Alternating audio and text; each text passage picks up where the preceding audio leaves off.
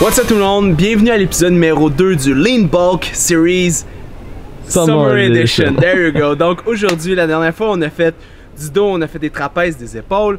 Aujourd'hui on fait des jambes. Et aujourd'hui, la particularité du workout, du vidéo, c'est que je vais expliquer la raison de comment on peut bâtir un programme d'hypertrophie. Parce que c'est pas prendre 2-3 exercices qui traînent sur la chaîne, mais vomir ça sur une feuille de papier ou un fichier Excel qui fait d'un programme un bon programme. C'est ça la différence entre un bon coach, un coach qui est correct et un coach Pinterest, ok?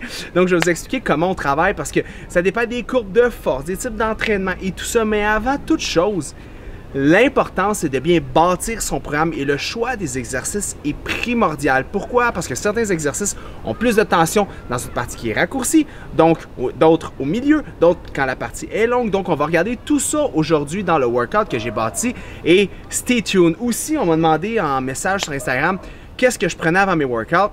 C'est simple, en hypertrophie, pas trop de caféine, mais des trucs qui sont vasodilatants. Vasodilatants, on parle de quoi? On parle de citrulline malate, agmatine, créatine, ça peut être aussi, il peut y avoir de la bêta-alanine, donc des choix, arginine, des choix d'ingrédients clés pour augmenter l'espèce de blood flow, le liquide qui s'en va dans le muscle. Il y a des gens qui prennent du Cialis, mais on ne prendra pas ça.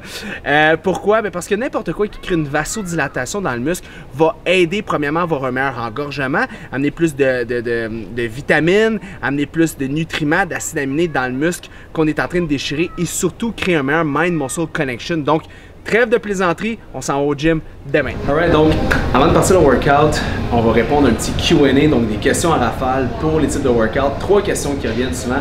Première question, est-ce qu'on est mieux de prendre des poids libres ou des machines? La réponse, c'est que ça dépend. Ça dépend de quoi? Bien, ça dépend vraiment de ton objectif. L'avantage des machines, c'est que tu stabilises ton articulation et ça te permet de mettre plus lourd. Tu sais, on le dit souvent, tu peux pas tirer du canon dans un canot, en sens que si tu as une surface qui est instable, c'est vraiment difficile de générer un potentiel de force. Et pour déchirer de la fibre, il faut être capable de générer un potentiel de force. Donc là, vous allez me dire, ok, mais Félix, je pourrais juste faire des machines, je développerais la shape la plus incroyable du monde.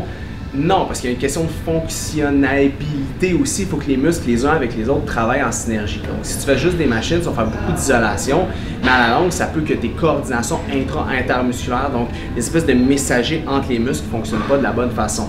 Aujourd'hui, c'est du 60, quasiment 80-20, beaucoup plus de machines que de poids libres. Mille et une raisons, on est dans un programme d'accumulation, donc on veut juste rentrer de la fatigue musculaire, on veut rentrer un petit peu de déchirure, donc on s'assure vraiment d'y aller avec quelque chose qui est assez stable. C'est un petit peu comme ça qu'on va le rouler pour les jambes et c'est beaucoup plus sécuritaire, on va se le dire. C'est le fun de faire des squats avec du 4RM, des choses comme ça, mais reste que si vous voulez prendre vraiment lourd avec une machine, c'est beaucoup plus sécuritaire. Le deuxième point qui nous revient souvent au niveau de la question, c'est au niveau des glucides. Est-ce qu'on est mieux d'en manger avant, pendant, après? C'est une question, c'est vraiment propre à vous. Ça dépend des gens aussi. Il y a des gens qui, s'ils mangent des carbs en grosse quantité juste avant, ils vont vouloir s'endormir sur le bench press après 2 sets. Il y en a d'autres qui vont avoir beaucoup d'énergie. Ça dépend comment vous répartissez vos glucides à l'intérieur. C'est ça la règle. Moi, à mon sens, je pense que d'en prendre intra-workout et après l'entraînement, c'est optimal. Okay? Par contre, j'enlèverai les glucides pendant l'entraînement si votre pourcentage de gras est en haut de 12-13%. Pourquoi? Parce que vous n'allez pas les utiliser de la bonne façon. Donc, glucides, après l'entraînement, et si vous êtes très lean comme Sam, au milieu du workout. Et la troisième question qui revient souvent au niveau du stretching, de la mobilité. Est-ce qu'il faut s'étirer?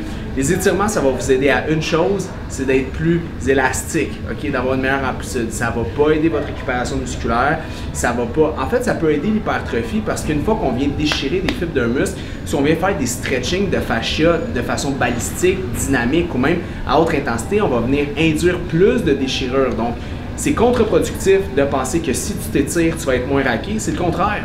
Tu vas sûrement être plus raqué parce que tu vas créer encore plus de lésions et de déchirures au niveau de tes muscles.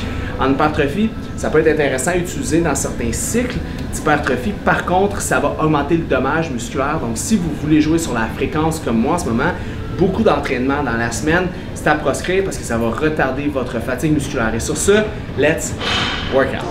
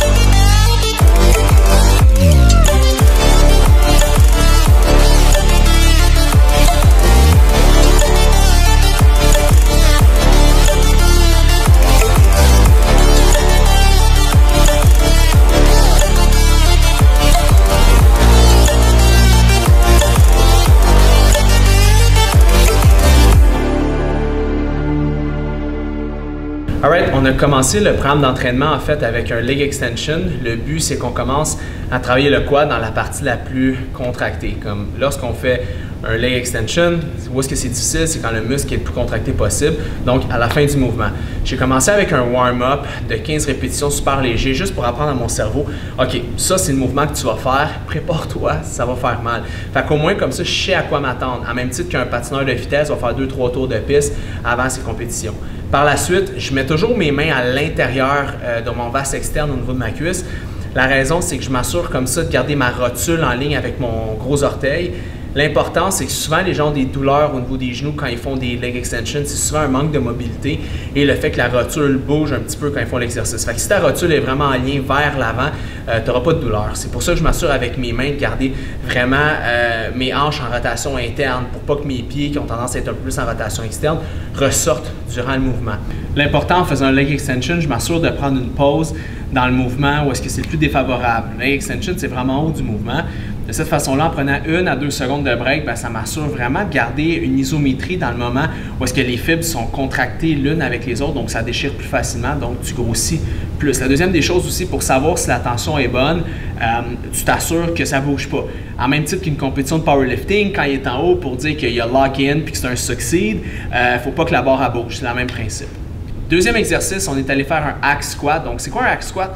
C'est sensiblement comme un squat, mais avec une position où est-ce que le dos est guidé, donc un peu plus sécuritaire. Par contre, je suis allé mettre un élastique autour de la machine. L'important d'un élastique, c'est que quand on y pense, quand on fait un hack squat, la tension est la plus difficile en bas du mouvement, quand le muscle est totalement étiré. Mais vous vous rappelez, on a commencé par la tension la plus dure quand le muscle est complètement contracté. Je ne voulais pas tomber de contracté à étirer tout de suite, je voulais grader à travers le workout pour m'assurer de taper toutes les fibres. Donc, le fait de mettre un élastique, ça répartit la tension sur mon quadriceps tout au long du mouvement. Et je m'assure aussi de descendre à la parallèle en bas ou même un peu plus bas si je suis capable. Là, en ce moment, c'était particulièrement difficile aujourd'hui, j'ai eu de la difficulté. Par contre, on le fait de cette façon-là. La deuxième des choses, pour le positionnement des pieds, je m'assure toujours de garder mes pieds en rotation externe et assez près de mon corps. Pourquoi? Parce que lorsqu'on me teste au sol, c'est là que j'ai la plus d'amplitude. Et ça dépend vraiment de la position de votre bassin et de l'os de vos jambes. Okay? Comment que ça rentre au niveau de la capsule, comment vous êtes à l'aise. Donc, un petit exercice rapido, pratique. Couchez-vous au sol, sur le dos et essayez de jouer avec vos amplitudes pour voir premièrement la distance au niveau des pieds, l'angle des pieds, l'angle du genou par rapport à l'ange. De cette façon-là, vous allez être capable de trouver votre position du squat la plus favorable. Parce que c'est faux de dire qu'un squat doit être large, narrow, whatever. Ça dépend vraiment de la morphologie des gens.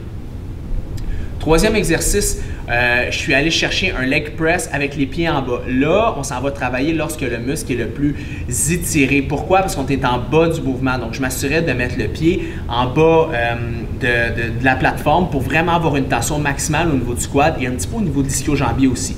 Vous avez remarqué aussi, je mettais mes mains sur mon bassin, sur mon tronc. Ça m'assurait de cette façon-là de garder les abdominaux toniques et forcés. Parce que si on ne force pas des abdominaux, on va avoir tendance à avoir une instabilité au niveau du tronc, ce qui n'est pas favorable. Et de le faire de cette façon-là, ça m'assurait aussi de ne pas pousser sur mes jambes. On voit souvent des gars là, qui poussent sur les genoux. C'est correct dans des fins de mouvement, mais ça va vous aider à lever la charge. Et en hypertrophie, on veut que ce soit le plus difficile possible. Et ce n'est pas juste en montant la charge que ça devient difficile, c'est en se mettant dans des positions défavorables. Et le quatrième exercice, je suis allé chercher un sissy squat. Bon, là, j'ai cassé parce que j'avais une pompe incroyable au niveau des jambes. Le but, c'est de commencer sur les orteils et de pousser le genou là, très, très loin en avant et d'utiliser les mains pour vous tenir là. À ce moment-là, je suis dans une cage à squat. Ça pourrait être avec un élastique ou d'autres choses.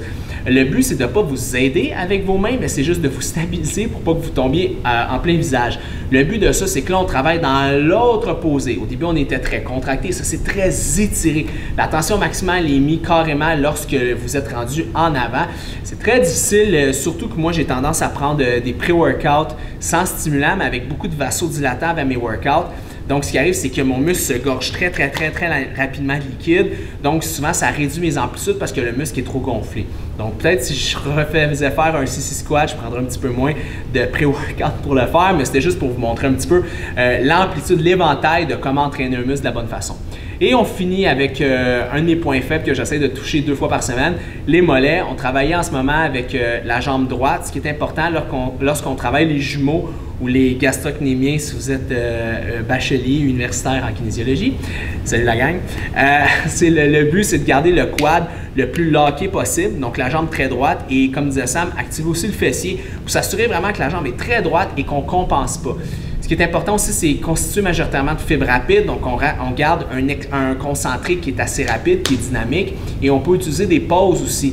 Là, vous voyez que je prenais une pause en bas du mouvement d'1 à 2 secondes et en haut du mouvement pour vraiment venir travailler dans 2 mouvements défavorables de mon mollet pour m'assurer de mettre plus de tension et déchirer plus de fibres.